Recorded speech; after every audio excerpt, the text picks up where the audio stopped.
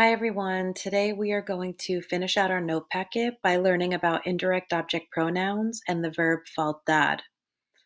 Just a disclaimer for the task list that I gave you, there are 3 separate worksheets that you're going to be collecting today. Just make sure before the end of class, even if you don't finish the whole task list, that you make sure that you grab all 3 worksheets up front. One of the worksheets is in the middle blue bin, one is in front of the middle blue bin, and one is to the right of the middle blue bin. Whatever work you don't finish today in class is going to be, you are going to finish tomorrow, and it will be due next Tuesday. Okay? So just saying that before we start the notes. So take out your note packet from Tuesday, and we are going to fill in the rest of our note packet. So indirect object pronouns, we have me, te, le, nos, os, les. These probably look familiar to you because we use them in Spanish 1 when we said like me gusta, te gusta, le gusta, nos gusta, les gusta, to talk about things that people liked. So pause this video and copy this T-chart. So an indirect object pronoun, or what you'll hear me call an IOP, in both English and Spanish tells you to or for whom an action is being performed. It simply answers the question to or for whom. Example, I give the gift to you. Who's receiving the gift? It's you, so that's where we're going to put our IOP. The waiter brings us the forks. Who is receiving the forks? It's us. He buys flowers for her. Who is receiving the flowers? She is. So IOPs. In Spanish, the format for where the IOP goes is different than in English. The IOP will go immediately before the conjugated verb. The formula for correct placement of IOPs is indirect object pronoun plus conjugated verb plus other information. For example, I give a gift to you. In Spanish, we technically say, I to you give a gift. So if you look at the phrase the sentence, I give a gift to you, in Spanish, we're going to write, yo te doy un regalo. So you replace to you with te, and then you stick it before the conjugated verb and after the subject pronoun. If your sentence is negative, the no will go between the subject pronoun and the IOP. So to no me das unas flores. IOP clarification. Sometimes with IOPs, you need to specify who you are talking about, such as with the third person or when you use names. When this is the case, you must put in a before the person's name or the subject pronoun. Do not use yo or tu. You may place this at the beginning or the end of the sentence. So, for example, in Spanish 1, if we just wanted to reiterate who we were talking about, remember, if it was a name of someone that liked something, you would say, for example, a Luisa le gusta hablar por teléfono. Okay? So this is just kind of double clarification. So a mí me gusta. It's just double clarifying that it's yourself. Okay? So example sentences. Now here's the questions you need to ask yourself in English every time we do these. I write a letter to Adriana.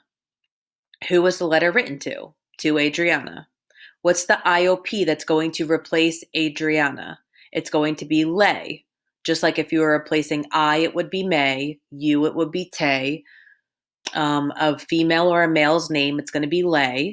Us is going to be nos. And then plural of males would be lace. And a plural of females would also be lace. So now we're going to rewrite the sentence. Since Adriana is receiving the action, we are going to replace Adriana with le, but we're going to move that word le between the subject pronoun and the conjugated verb. Okay? IOPs are really difficult for me to explain like this, but I'm going to try to do the best I can, and I'll explain it better when we're in person. So, example sentences. My mom tells the story to my sister and me. So who is the story being told to? My sister and me, which is us. What is the IOP that would be used? Nos. Now rewrite the sentence. Mi madre nos dice el cuento a mi hermana y a mí. Now, in this case, we're just double clarifying. You could delete the a mi hermana y a mí and just say, mi madre nos dice el cuento. Okay, so again, this one we're just double emphasizing. More example sentences. We do not give the dog chocolate. Who do we not give chocolate to? The dog. What is the IOP that would be used? Le. So rewrite the sentence. Nosotros no le damos chocolate al perro. So here's some practice. So pause this and try these 6 sentences. And here are your answers. Yo te doy un regalo. Tú me escribes una carta. Ellos nos dicen la verdad. Yo les traigo los globos a ellos. Nosotros le traemos la taza de café a Juan. María le sirve la comida a José y a Mateo. So now we're going to talk about the verb faltar. Faltar means to be missing or to be lacking. In this chapter, your vocabulary is all stuff restaurant related. So you're going to be saying things like if you were talking to a waiter, I'm missing my fork. She's missing her napkin. We're missing the menu. Faltar is used just like the verb gustar. Okay? There are only 2 forms of it, faltar and faltan, just like gustar and gustan. You put an IOP in front of it, the me te le nosos les, based on who's missing the item. So if I'm missing one item, it's going to be me falta. If you are missing one item, it would be te falta. If I'm missing multiple items, me faltan. If you were missing multiple items, te faltan. Okay? So faltar is used just like gustar and encantar. There are 2 parts that are used with faltar. Part 1 is who is missing or lacking the item. This is where you use the IOP, me te le nos os or les. Part 2 is the verb faltar. You have 2 options, falta or faltan.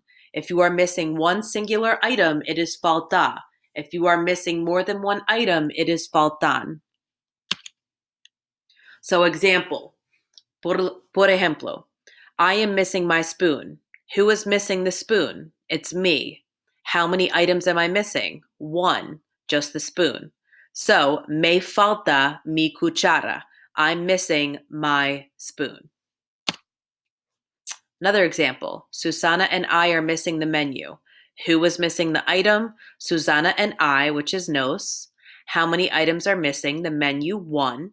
So, nos falta el menú. And again, the a Susana y a mí is just double emphasizing who nos is. You don't necessarily need it. Another example, my dad is missing his papers. Who was missing the item? My dad, so we replace it with le. How many items are missing? His papers, more than 1, so faltan. So a mi padre le faltan sus papeles. Another example, the waiter is missing our napkins. Who was missing the item? The waiter. How many items are missing? Our napkins, faltan. So al mesero le faltan nuestras servilletas. And here are some examples for you to try. So pause this and try these examples on your own using your Chapter 5B vocabulary list. And here are your answers. So check your answers for this. Next, as I said, you are going to follow your task list. Okay, follow the task list for the rest of class. Make sure you get your hands on all 3 of those worksheets before you leave, because whatever work you don't finish today, you are going to do tomorrow. Have a great day.